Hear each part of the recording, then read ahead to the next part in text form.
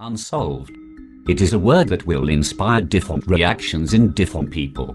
Some, who love a new mystery to dig into, might grow obsessed with each detail that does exist. Some, who prefer closure and riddles with solutions, will feel an itch in their brain every time they think of a scenario with no satisfactory conclusion. Others might tremble in fear or sympathy. Whatever the reaction, unsolved mysteries are an obsession for many of us. But while unsolved murders are the obvious candidate for obsession and investigation, unsolved disappearances are perhaps even more mysterious and haunting. With the murder, the crime itself is clear, there is a body, and a murder has happened. But with disappearances, not even the crime itself is known. Was it a kidnapping? A murder? Was there even a crime at all? Did someone just run off? Were they under duress? Did they just want a new life? What follows is one of the strangest and most mysterious unsolved disappearances in history. Maybe don't watch this while you're alone, especially if you only think you're alone.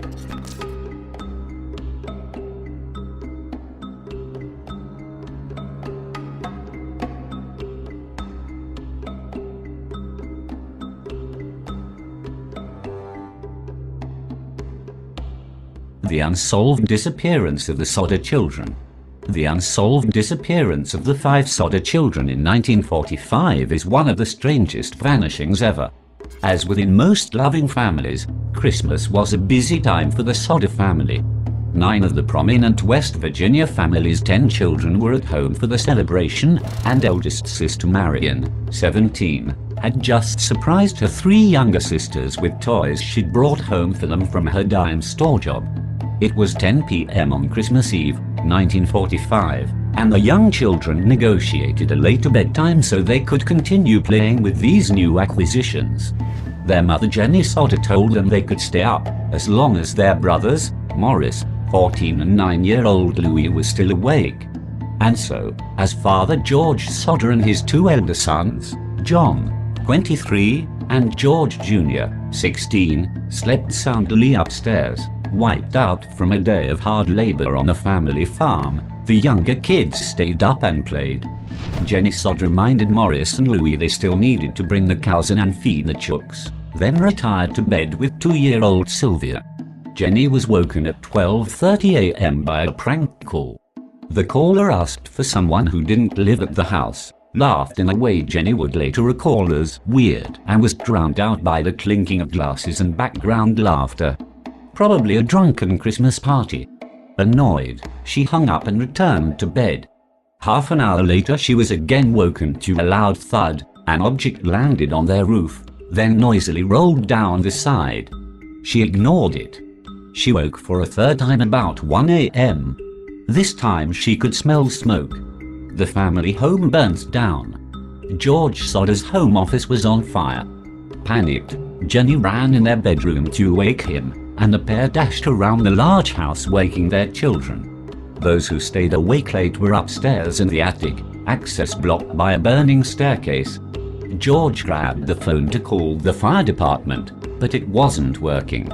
The 2 parents, the 3 eldest siblings, George, John and Marion, and 2-year-old Sylvia escaped the burning house. One of the children ran to the neighbors to call the fire department, while George ran around the side to grab his ladder in order to climb to the attic and rescue the remaining kids. The ladder wasn't in its usual position, resting against the side of the house, and was later found thrown in a ditch. George then tried to start one of his trucks to drive to the side of the house. It wouldn't start. He tried the other, with the same result. Both trucks were working fine the previous day. Meanwhile, the fire brigade was severely understaffed due to both the time of the year and the fact most firefighters were serving overseas in the war. The fire chief, who was the only man working that night, could not drive the truck, and had to ring around to find another fireman. Sodder family members were forced to stand around for close to an hour, as their house burned to the ground with 5 members of their family trapped inside. In the light of day, as the fire marshals sifted through the ashes, they were unable to find any trace of the 5 children, no bodies, no bones. It was as if they had completely disappeared. over the coming months, as more curious details emerged and the family thought back to the broken trucks, the faulty phone, the missing ladder, the weird phone call. The Sodders started to question whether the children were even in the house at the time of the fire. 4 days after the fire, George Sodder bulldozed soil over the ashes of his burned family home, intending to construct a memorial garden to his deceased children. But suspicious evidence mounted up to suggest this was a case of arson. A telephone repairman inspected a hanging phone line that was connected to the house and ascertained that it had been deliberately cut, which would require someone to climb a 4.3 meters telegraph pole and reach a further 60 centimeters to reach the wire. In other words, it was quite a mission. With this in mind, George suspected the 2 trucks were most likely tampered with as well. The missing ladder was found thrown down an embankment 20 meters from the house, and, as the case gained media attention, a bus driver who serviced the route that passed the Sodder house told police he had seen a group of people throwing balls of fire at the house. Jenny Sodder recalled being woken by a thud on the roof, and months later, as the snow melted, 2-year-old Sylvia was playing in the yard when she found a hard green rubber ball. George Sodder had seen these before.